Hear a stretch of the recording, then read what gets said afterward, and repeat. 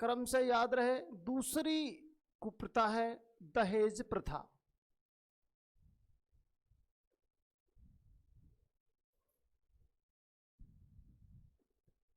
दहेज प्रथा, देखिए सीधा सा सिंपली क्वेश्चन पूछ लिया जाए यहां से कि दहेज प्रथा क्या है, तो अपना आंसर होगा कि दहेज प्रथा समाज में प्रचलित एक कुप्रथा है।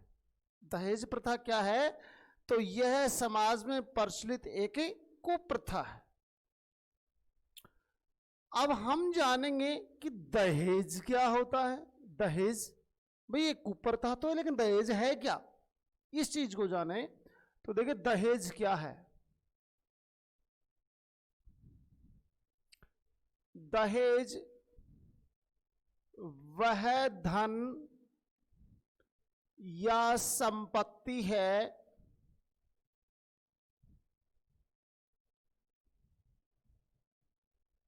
जो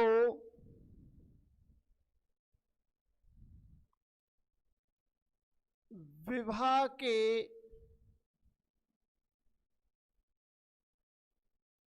अवसर पर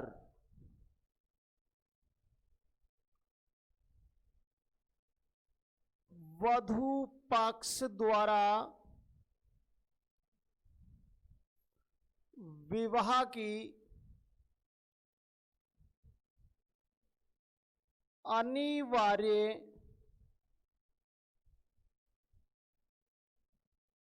शर्त के रूप में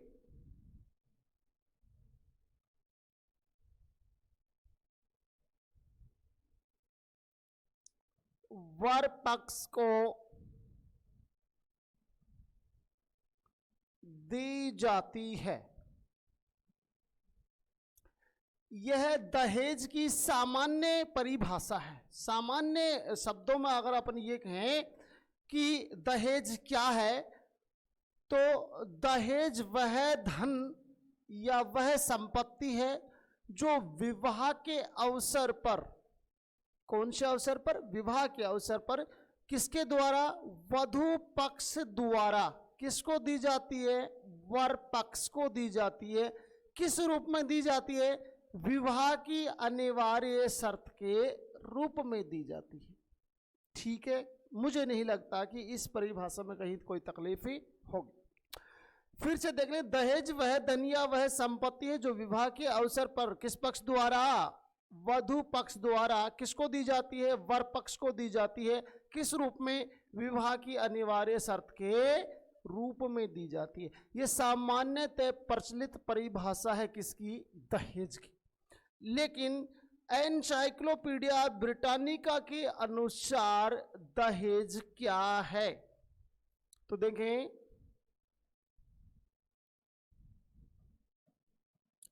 एनसाइक्लोपीडिया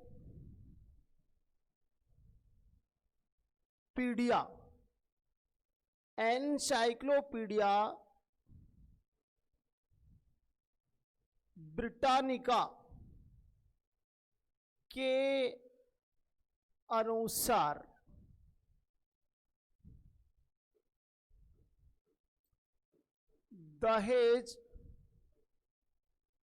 वह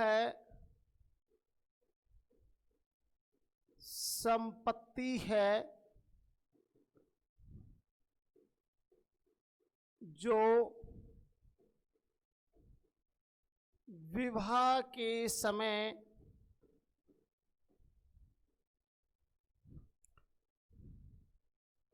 वधू अपने पति के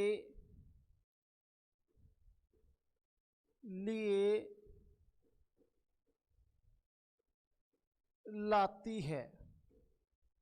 देखें, एनसाइक्लोपीडिया ब्रिटानिका के अनुसार दहेज वह संपत्ति है जो विवाह के समय वधू द्वारा अपने पति के लिए लाई जाती है। तो दो सिंपल सी परिभाषाएं सामान्यतः याद रख लेंगे अपन। अब देखिए, दहेज प्रथा के दुष्परिणाम या दुष्प्रभाव, यानी कि दहेज प्रथा जो कि एक समाज में प्रचलित कुप्रथा है, इसके कारण समाज में इसके क्या दुष्परिणाम हैं उनके बारे में अपन जाने। तो दहेज प्रथा के दुष्परिणाम या दुष्प्रभाव,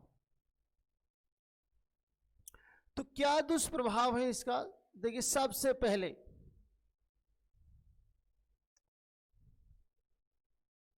ऋणग्रस्तता, यानी कि एक सामान्य गरीब व्यक्ति यदि ऐसे समाज में रहता है जिस समाज में दहेज प्रथा नामक एक कुप्रथा प्रचलित है, तो उसमें गरीब व्यक्ति को मजबूरन ना चाहते हुए भी अपनी पुत्री के विवाह में दहेज देना पड़ता है, जो उसको ऋणग्रस्त कर देता है, यानी कि कर्जे में डुबो देता है। तो ऋणग्रस्तता एक दुष्परिणाम है। दूसरा,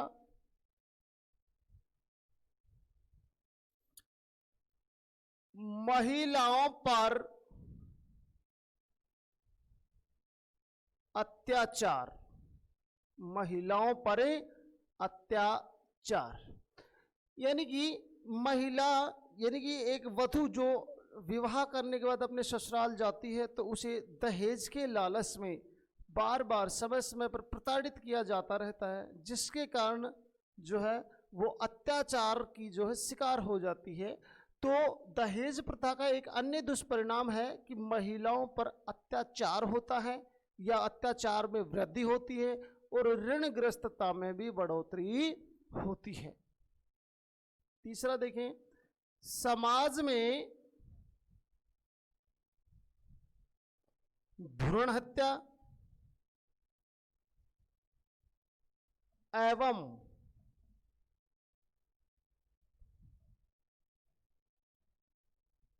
कन्या वध को प्रोत्साहन मिलता है। समाज में भ्रूण हत्या व कन्या वध को भी दहेज प्रथा के कारण प्रोत्साहन मिलता है, क्योंकि एक गरीब व्यक्ति उस भविष्य को, अर्थात उस खतरनाक भविष्य को या आने वाले समय में जो एक विकट परिस्थिति उसके सामने आने वाली है, वो उसी के डर से कोई न कोई अनर्गल रास्ता, गैर कानूनी रास्ता अपनाता है और भ्रूण हत्या व कन्या वध जैसे पाप को वो करने पर मजबूर हो जाता है। आगे देखें,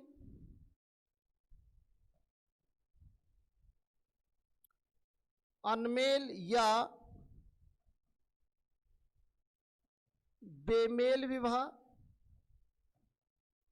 एवं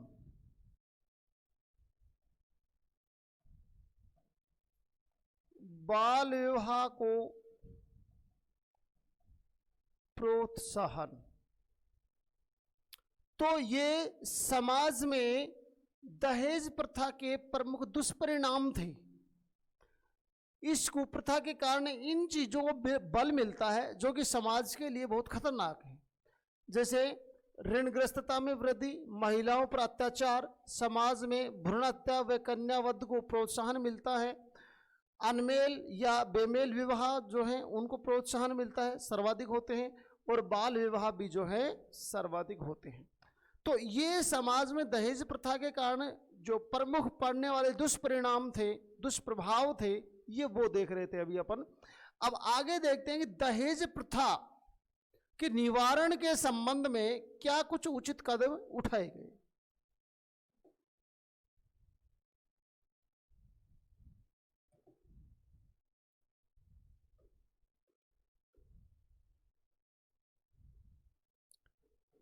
दहेज प्रथा रोकथाम के प्रयास।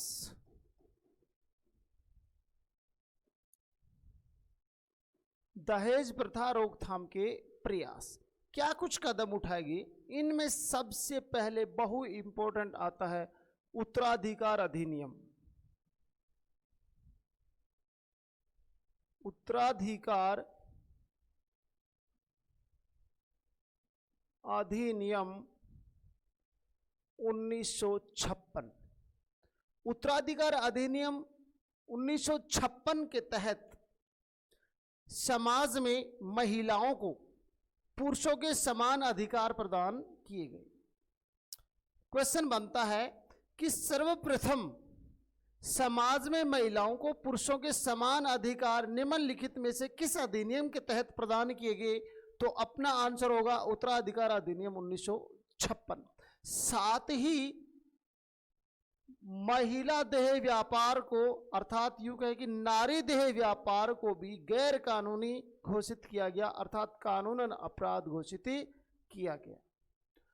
तो उत्तराधिकार अधिनियम 1956 के तहत दो मुख्य कार्य हुए, जिनमें एक तो था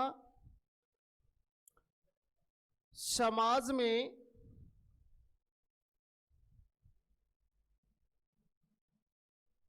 महिलाओं को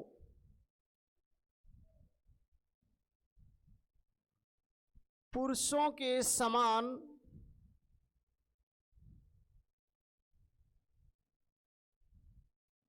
अधिकार प्रदान किए गए। यानी कि समाज में जो महिलाओं की एक स्थिति थी वो कहीं ना कहीं पुरुषों की तुलना में कम थी, यानी कि बदतर स्थिति थी।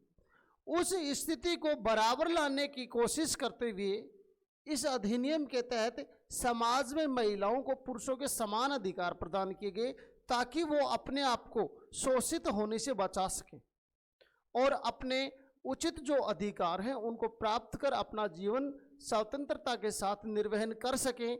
इसी चीज को मद्देनजर रखते हुए उत्तराधिकार अधिनियम 1956 के तहत समाज में महिलाओं को पुरुषों के समान अधिकार प्रदान किए गए।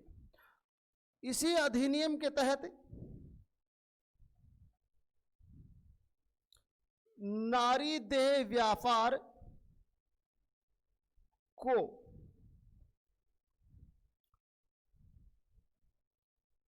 कानूनन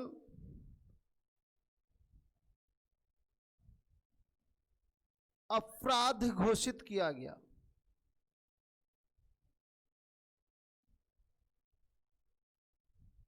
यानी कि किसी भी स्थिति में यदि नारी देह का व्यापार होता है तो इस अधिनियम के तहत जो है उस देह व्यापार को कानूनन अपराध माना जाएगा और उचित कार्यवाही उसके विरुद्ध की जा सकेगी। प्यारे विद्यार्थियों, याद रहे, नोट लगा के इस चीज को आप इंगित कर लें। एक अधिनियम था हिंदू विवाह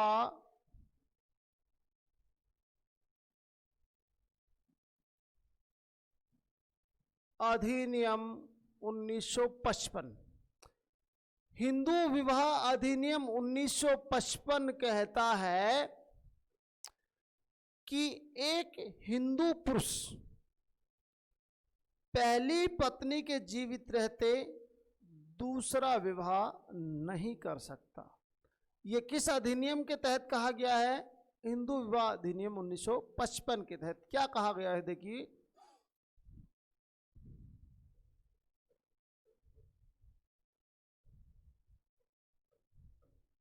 हिंदू पुरुष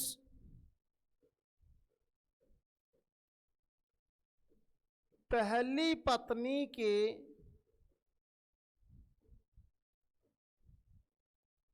जीवित रहते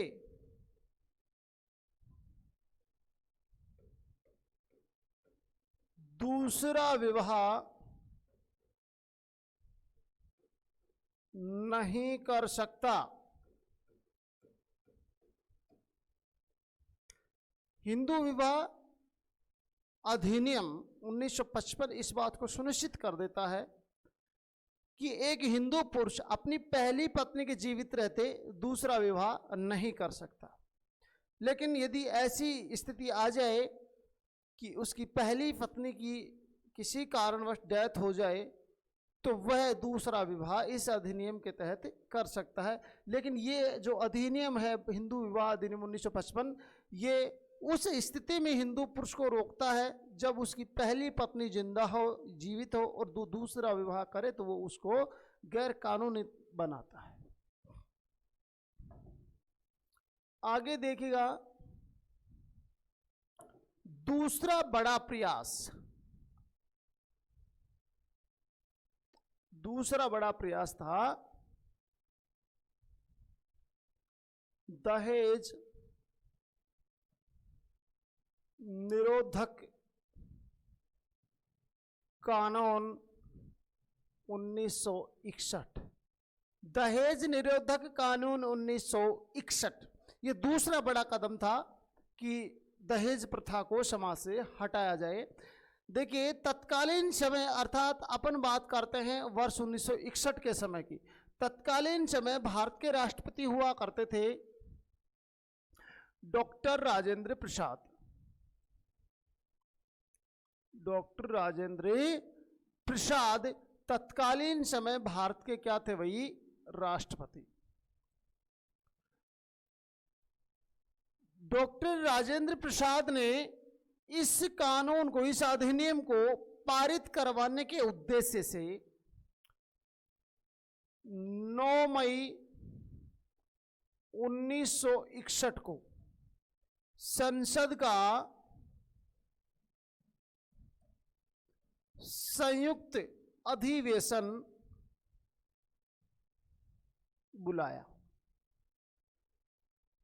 दहेज निरोधक कानून 1961 को पारित करने या पास करने के उद्देश्य से तत्कालीन राष्ट्रपति डॉक्टर राजेंद्र प्रसाद ने 9 मई 1961 को संसद का संयुक्त अधिवेशन बुलाया और संयुक्त अधिवेशन के माध्यम से दहेज निरोधक कानून 1961 को पास कर दिया।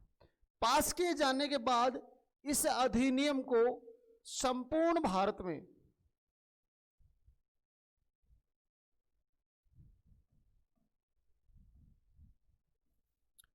20 मई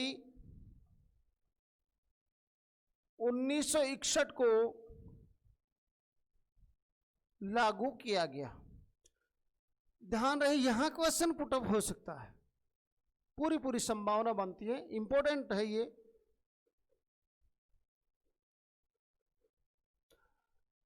कि दहेज निरोधक कानून भारत में कब लागू हुआ? अपने को वर्ष याद रखना है, डेट याद रखनी है, महीना याद रखना है। अपना आंसर होगा 20 मई 1961 को। अब इस अधिनियम में क्या कुछ हुआ? वो ये हुआ कि इस अधिनियम को और शक्तिशाली बनाने के उद्देश्य से समय समय पर, अर्थात वर्ष 1984 और वर्ष 1986 में 2 इसमें संशोधन किए गए। संशोधन शक्तिशाली बनाने के उद्देश्य से दहेज निरोधक कानून 1961 को अधिक शक्तिशाली बनाने के उद्देश्य से क्रमशः 1984 एवं वर्ष 1986 में इस अधिनियम में परिवर्तन किया गया। और परिवर्तन के बाद अब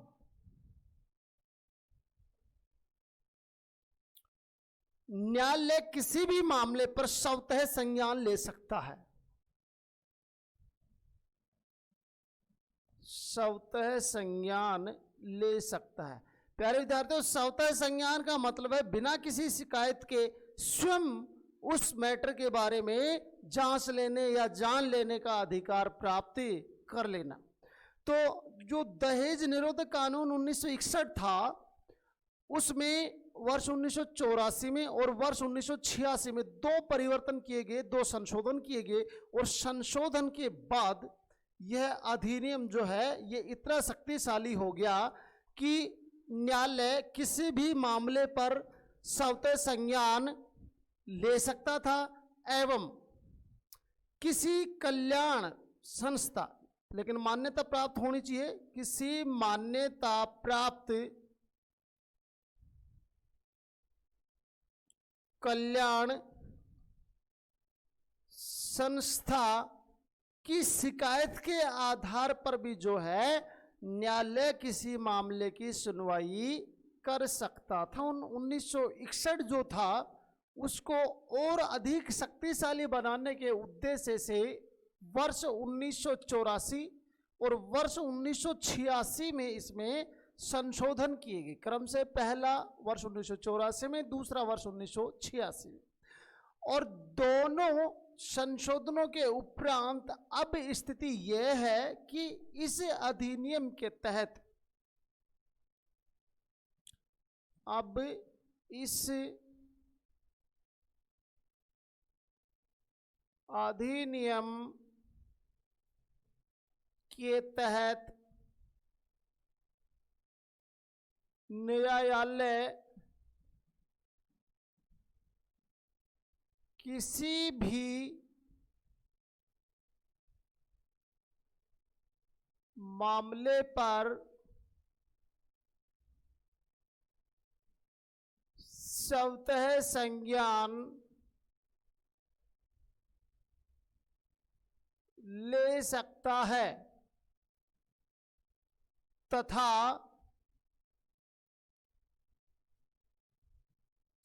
किसी भी मान्यता प्राप्त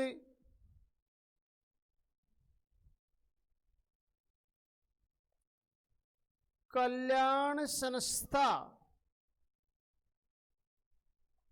की शिकायत के आधार पर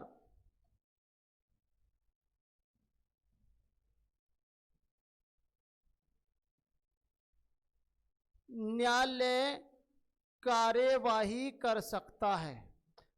देखिए, किसी भी दहेज संबंधी मामले पर न्यायालय जो है वो स्वतः संज्ञान प्राप्त कर सकता है। यह अधिकार उसको कब प्राप्त हुआ? जब क्रम से 1984 और 1986 के संशोधनों के बाद दहेज निरोधक कानून और शक्तिशाली बन गया उसके बाद। और स्वतः संज्ञान के अलावा जो है वह किसी भी कल्याण संस्था द्वारा प्राप्त शिकायत के आधार पर भी कार्यवाही कर सकता है। और इसी क्रम में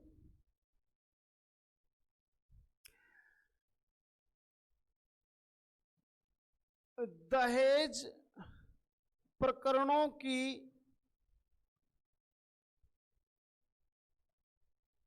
गहन जांच के उद्देश्य से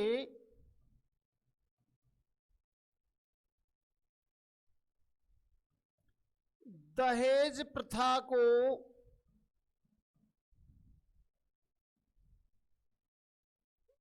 गैर जमानती अपराध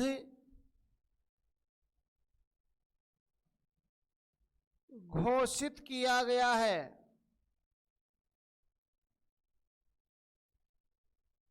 ये जो अधिनियम है, इसी अधिनियम के तहत दहेज प्रकरणों की गहन जांच के उद्देश्य से किसी भी तरीके का कोई नॉर्मलाइजेशन नहीं किया जाएगा, पूर्णतः गहनता के साथ जांच किए जाएंगे।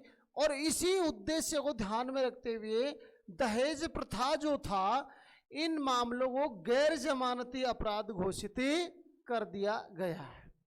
तथा यह अधिनियम कहता है कि दहेज लेन देन करने वाले व्यक्ति एवं दहेज लेन देन हेतु प्रोत्साहित करने वाले व्यक्ति को कम से कम 5 वर्ष का कारावास एवं कम से कम 15,000 रुपए या दहेज की रकम जो भी अधिक हो अथवा दोनों दंड दिए जाने का प्रावधान किया गया है।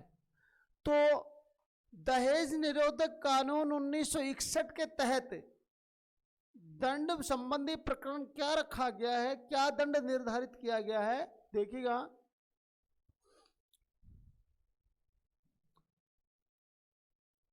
दहेज लेन देन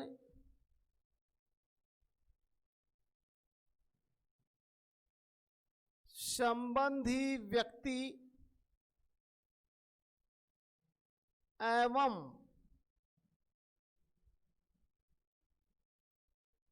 दहेज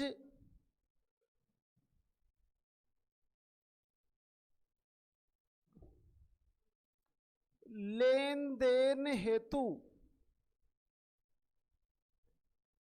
प्रेरित करने वाले व्यक्ति को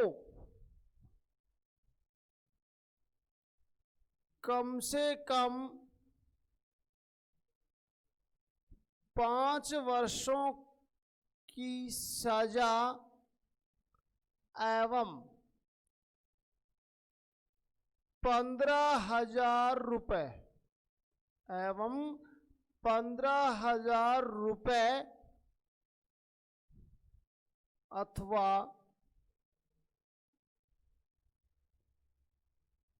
दहेज की निर्धारित राशि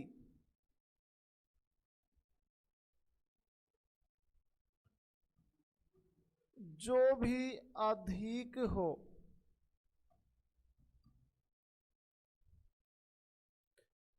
अथवा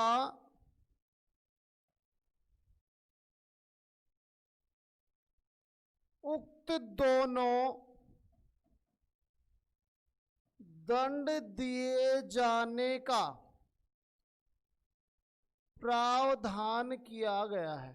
भी मतलब ये हुआ कि दहेज लेने व देने वाले व्यक्ति को एवं दहेज लेन देन हेतु प्रेरित करने वाले व्यक्ति को कम से कम 5 वर्षों का तो कारावास हो सकता है और 15,000 रुपये का आर्थिक दंड दिया जा सकता है। लेकिन हमने अथवा कुछ और भी लिखा है। 15,000 रुपये एक तरफ और उस मामले में दहेज की राशि क्या निर्धारित की गई है, उन दोनों में जौन सी रकम ज्यादा होगी या तो 15,000 रुपये ज्यादा होगी या उस मामले में निर्धारित की गई दहेज की राशि ज्यादा होगी। इन दोनों राशियों में से जो राशि अधिक होगी वही उसको आर्थिक दंड मिलेगा। साथ ही 5 साल का कारावास और आर्थिक दंड दोनों भी दिए जाने का प्रावधान किया गया है। इसी क्रम में देखिएगा तीसरा प्रयास, घरेलू हिंसा संरक्षण अधिनियम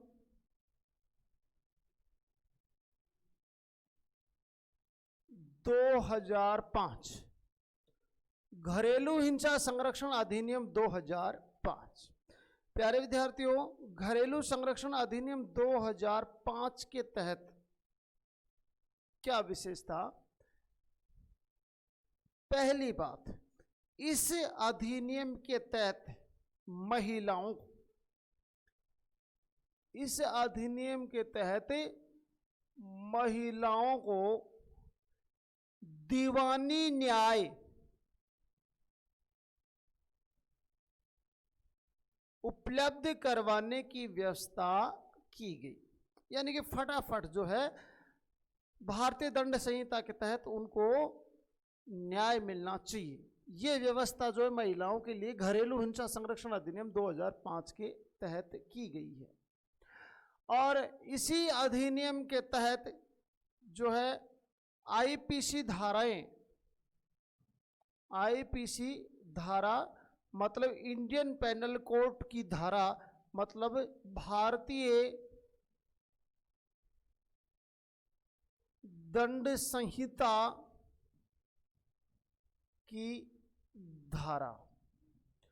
प्यारे विद्यार्थियों ध्यान रखें, धारा के लिए अलग पॉइंट होगा और अनुच्छेद के लिए बात अलग होगी।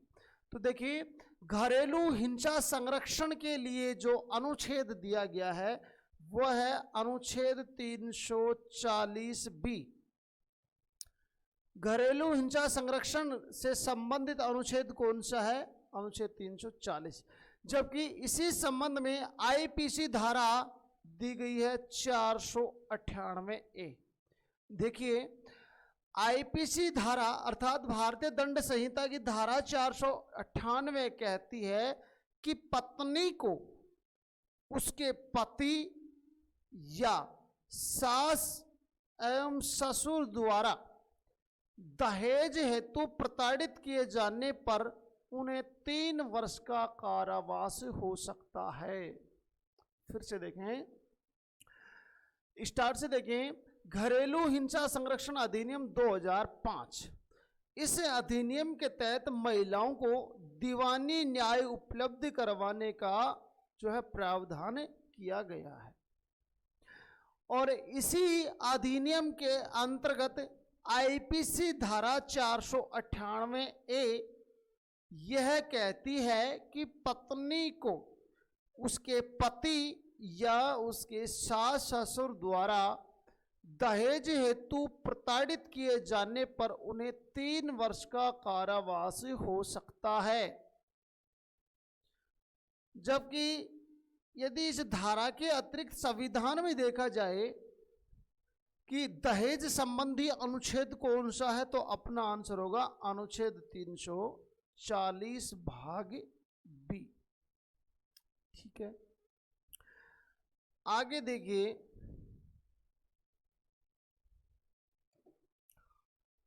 विशिष्ट न्यायालय,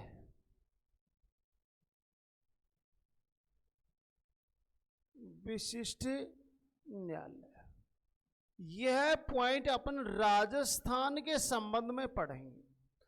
तो देखें, राजस्थान सरकार ने वर्ष 2013 में, कभी वर्ष 2013 में राजस्थान सरकार ने महिला उत्पीड़न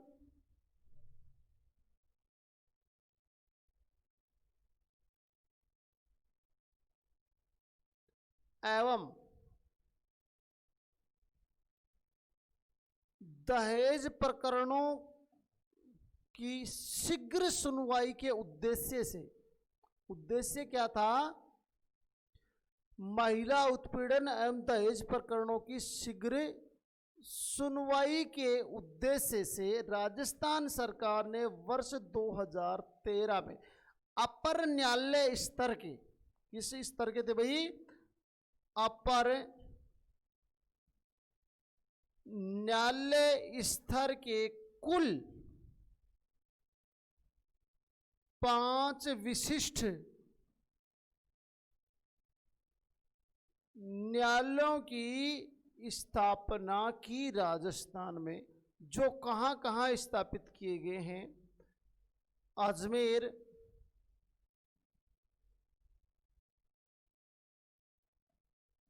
बीकानेर, भरतपुर, जोधपुर और उदयपुर। 5 शहरों में 5 विशिष्ट न्यायालय स्थापित किए गए राजस्थान सरकार द्वारा वर्ष 2013 में। और ये जो 5 विशिष्ट न्यायालय देख रहे हैं, ये किस स्तर के हैं? अपर न्यायालय स्तर के 5 विशिष्ट न्यायालय हैं। और इनको स्थापित किए जाने का उद्देश्य था महिला उत्पीड़न एवं दहेज प्रकरणों की शीघ्र सुनवाई करना। तो इस चीज को ध्यान रखिएगा कि विशिष्ट न्यायालय जो कि राजस्थान के संबंध में हैं, इन 5 विशिष्ट न्यायालयों की स्थापना कब की गई? वर्ष 2013 में की गई। किसके द्वारा की गई? राजस्थान सरकार द्वारा इनकी स्थापना की गई। क्यों की गई? उद्देश्य क्या था? तो इनका उद्देश्य था महिला उत्पीड़न एवं दहेज संबंधी प्रकरणों का जो है फटाफट सुलटेरा करने या शीघ्र सुनवाई करने के उद्देश्य से इन 5 की स्थापना की गई, जो एक अजमेर, बीकानेर, भरतपुर, जोधपुर और उदयपुर में स्थापित किए गए हैं। और ये सभी 5 विशिष्ट न्यायालय जो हैं, ये किस स्तर के हैं? अपर न्यायालय स्तर के हैं। अब दोस्तों, एक चीज को अपन विशेष याद रखेंगे, उस चीज को बहुत इंपॉर्टेंट है, नोट लगाकर लिखेंगे उसको। नोट और नोट में लिखेंगे, ये वही वेरी इंपॉर्टेंट है, ध्यान रखिएगा। दहेज निषेध कानून जो है, जितने भी भारतीय संविधान में जितने भी दहेज निषेध कानून हैं, वो सभी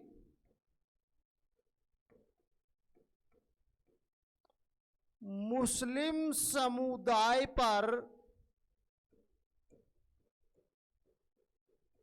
लागू नहीं होते। ये बात ध्यान रखेंगे कि दहेज निषेध कानून, जितने भी भारत में दहेज निरोधक कानून जो हैं, वो मुस्लिम समुदाय पर कार्य नहीं करते, मतलब मुस्लिम समुदाय पे लागू नहीं होते। तो प्यारे विद्यार्थियों, ये था अपना दहेज निषेध अधिनियम और उससे संबंधित पूरा जो एक संक्षिप्त और विस्तृत, जिस भी रूप में देखना चाहें, ये फुल जो है वीडियो था। दहेज प्रथा जो है, ये एक समाज में प्रचलित कुप्रथा थी, जिसके बारे में अभी हमने इस टॉपिक में गहनता के साथ अध्ययन किया। आगे हम मिलेंगे नेक्स्ट क्लास में, तब तक के लिए जय हिंद, जय भारत।